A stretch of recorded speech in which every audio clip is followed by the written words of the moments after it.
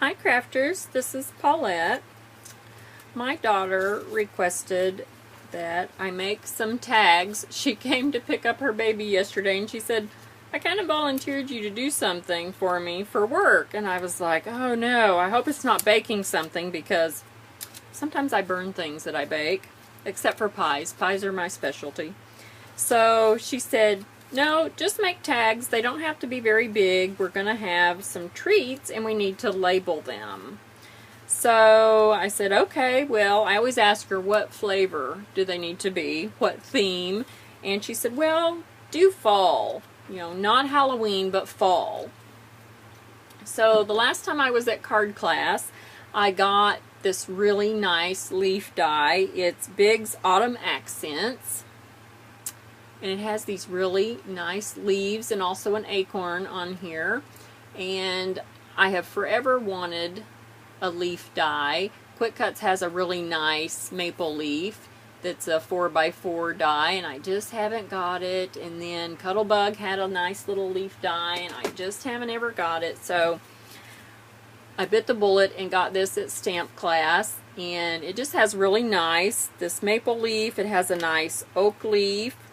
I'm not sure what these little leaves are. They look kind of like Rose of Sharon leaves. A nice little acorn, and then a sweet little leaf. So what I did was I just took a whole bunch of different stamp sets that I thought would fit over them, because I did not order the matching stamp set. And I absolutely lost my mind last night at card class, and Dorothy had given us some little Christmas cards with a sweet little envelope, and I lost my mind and I ordered a combo die and stamp set. So anyway, I figured I could stamp on these, you know, patterns. I try to stretch my craft dollar as far as I can, and I think these turned out really cute. I stamped the acorn bodies in one pattern, and then I stamped the top of the acorns in a different pattern. So I was originally thinking that they could use these as tags and write on them and then just stick them on the treats. But after I got them all done, I decided that those might be more fun as like confetti on the table. So I ended up using a tag die that I also have from Sizzix. This is one of the very first dies I ever got. That's been eons ago. The Scallop Combo number 2 tag, and it has these 3 really nice shaped tags. And we have a lot of fun making Christmas tags with these. So I just die cut a whole bunch of colors that I thought would be good for fall. They were actually the same colors that I cut the leaves in. And Katie said the tags didn't need to be very big, but right away I realized that my little die cut shapes were not going to fit on this middle tag and still leave room to write.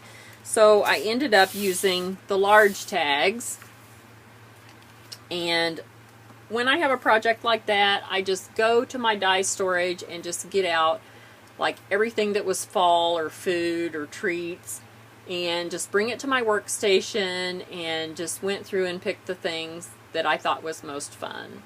So here's a little Spellbinders, the teapot and the little cup, and I embossed those. And then I used just my Crayola washable markers to highlight through the back of the die, and just colored right through there. I know a lot of people have the Copics, and right now I don't have a lot of funds to spend on markers, so a couple of years ago, I just went and bought the large 50-piece Crayola washable marker set just to see if if my hand would like it. I had carpal tunnel in the early 90s and had surgery on that. And it's uncomfortable to like handwrite a letter. You know, it's easier for me to type. There's no gripping. So that works really good, and I think that turned out really cute.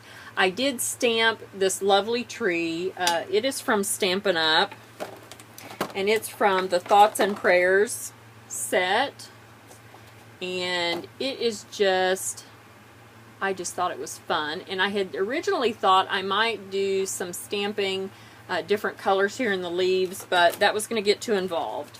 So I just stamped in a color that was same color family as the cardstock I used to kind of unify the tags as well. And then I used this same ribbon on each of the tags to also unify.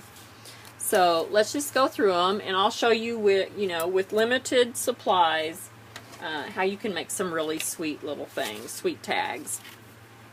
So here's the next one. It is with an apple, and Katie had requested, like fruits and vegetables and maybe little baskets. So that was my jumping off point. And this was with the little apple Quick Cuts die. It's a double cut, and I just cut those. Cut the apple in red. I used the washable marker to color on the red portion of the apple for my seeds, and then just laid the cream color portion of the die cut on top of that. I also colored the stem and the leaf with the washable markers.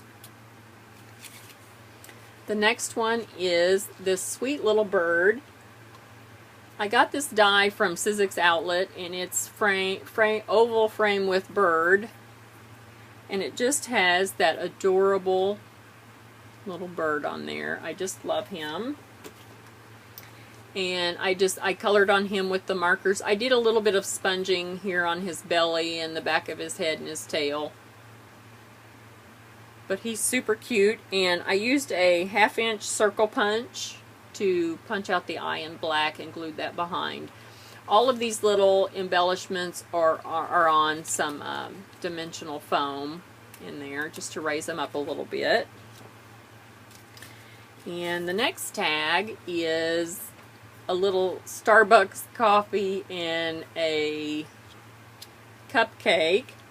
The little Starbucks coffee is a Quick Cuts die. And it's really fun. Katie made coffee cozies last year, and we made little tags with these little coffee cups on them. So that's really fun. And then the cupcake is just a Martha Stewart punch. And I used my Martha Stewart scoreboard and scored the liner portion, and then just sponged the top a little bit. So that's pretty cute. Food-like. Here's one where I used the Quick Cuts basket die, and that was one of Katie's requests. The pumpkin is from this EK Success pumpkin punch. This is when Walmart was carrying those punches. That's been years ago.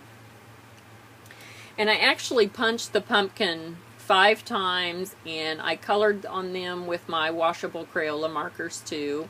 I put the first 2 up here sticking out of the top, and I had already adhered my basket down with some dimensional foam, so I snuck one pumpkin under the side, and he actually filled 2 holes here, and then I snuck one on this side, and he filled 2 holes here. I did have to reach in here with my little scissors and snip the stems off because they were sticking out. And then I cut the other one in half and put 1/2 under this hole and then 1/2 under the middle hole, but then my little garden tools ended up covering that. These garden tools are from Paper Tray Inc.'s Garden Variety, and I stole those out of my die stash. I had done a project where I needed a lot of those little watering cans, and so every time you cut, you get all the dies on, all the cuts that are on the die, and just went ahead and stamped those all up, and I had a whole bunch left over, so I just stole those out of my die stash. Next up is this little owl, and he's from Stampin' Up's Punch Bunch. Right there, and I just stamped him on some orange cardstock in some Stampin' Up Close to Cocoa ink, and then I used the Stampin' Up Owl Punch to punch him out. So I thought, owls can be fall. And then here's one with a little pie on it, and the pie is actually a Boss Cut die. It's one of those wafer thin dies. And I cut it in, it's in that textured cardstock. And I actually use the Bic markers to color my pan and the top of my pie because the little watercolor markers just won't stick to this paper. I don't know, it's just got a different finish to it. But I thought it would be cute for the pie. And then we have one last tag. This is a tiny little seed packet, and I've glued it on there. I made a whole bunch of those one day, and I used, it's a little paper tray ink stamp set. It's got all kinds of holidays on it. Actually, okay, it's the picnic basket set. And what's it called? Vintage Picnic.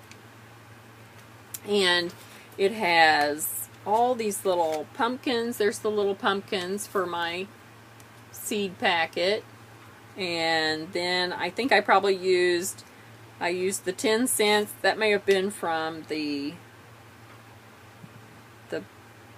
Button Boutique, or it may have been from the garden set as well. But I stole that out of my die stash. I had just one day, you know, sometimes you just need a creative outlet, and I just made up a whole bunch. And I had used the little strawberry image too on some of them, so that's really fun. But for fall, for Katie's tags, I chose that one. So I thought that probably they could just write on the tags, and I didn't know. So I punched a whole bunch of word window punches from Stampin' Up! Out, thinking that they could, you know, write on them and lay it on here, but I already don't like that. It covers up the tree, so I think they can just write on the tags. I think that'll be much prettier. And then if she needs more, I can make her more, but this will give us a jumping off place, and I think she'll like it. I think they'll be pretty, and I think the tree unified the whole group as well as the ribbon. So if you have any questions, let me know. Thanks for watching.